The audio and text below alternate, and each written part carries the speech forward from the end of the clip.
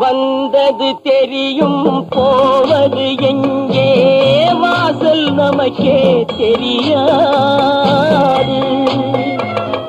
வந்தவரெல்லாம் தங்கிவிட்டால் இந்த மண்ணில் நமக்கே இடமேது.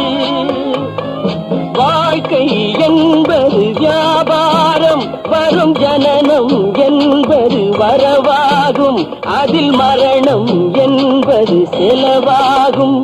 போனால் போகட்டும் போடா, போனால் போகட்டும் போடா. இந்த பூமியில் நிலையாய் வாழ்ந்தவர் யாரடா? போனால் போகட்டும் போடா.